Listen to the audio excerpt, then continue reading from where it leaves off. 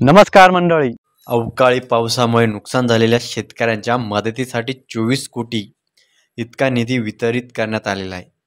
त्यामुळे शेतकऱ्यांना अवकाळी पावसामुळे डिसेंबर 2023 व जानेवारी 2024 या कालावधीत झालेल्या शेती पिकाच्या नुकसानीसाठी आणि भरपाईपोटी शेतकऱ्यांना मदत देण्याकरिता 24,67,37,000 इतका निधी वितरित करण्यास राज्य शासनाने मान्यता दिलेली आहे.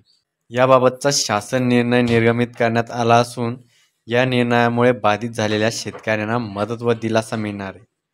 डिसेंबर 2023 जानेवारी 2024 या कालावधीत झालेल्या शेती पिकाच्या नुकसानी भरपाईपोटी मदतीसाठी प्राप्त प्रस्तावानुसार राज्य शासनाने ही मदत वितरित करण्यास मान्यता दिली, असे मदत व पुनर्वसन आपत्ती व्यवस्थापन मंत्री यांनी सांगितलेलं आहे.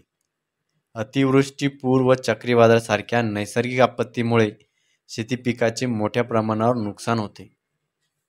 त्यामुळे शेतकरी हा मेटाकुटीस येऊन आत्महत्यासारख्या गोष्टीवर परावृत्त होतो. त्याने टाकलेल्या खतं, बियाणे याचं सगळं काही नुकसान झालेलं असतं आणि त्याने जे शेतीसाठी पैसा लावलेला असतो तो पैसा पूर्ण पाण्याने भिजून गेलेला असतो.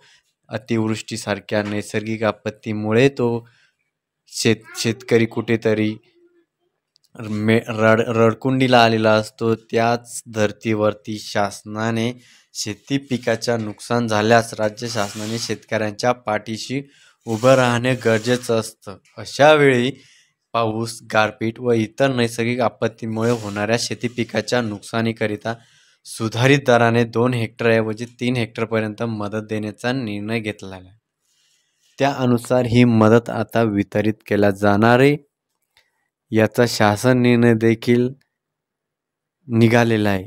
मात्र ज्या शेतकऱ्यांचं अतोनात नुकसान झालेलं आहे ते शेतकरी या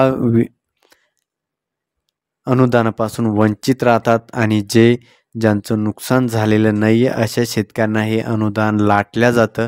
हा कुठंतरी याला आळा बसायला पाहिजे. हे शासनाला कधी कळणार? ज्या जिल्ह्यात पाऊस कमी त्याच जिल्ह्यात अनुदान, ज्या जिल्ह्यात जास्त पाऊस त्या ठिकाणी अनुदान नाही, असा हा कारभार आहे शासनाचा. त्यामुळे शासनाने याच्यावरती वेळेच लक्ष देणं गरजेचं आहे.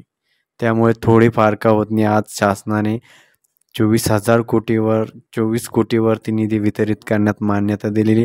फुलाची पाकळी शेतकऱ्यांच्या खात्यावरती जमा होणार आहे. तुम्हाला ही माहिती आवडल्यास नक्की शेअर करायचं आहे. तोपर्यंत जय हिंद, जय महाराष्ट्र.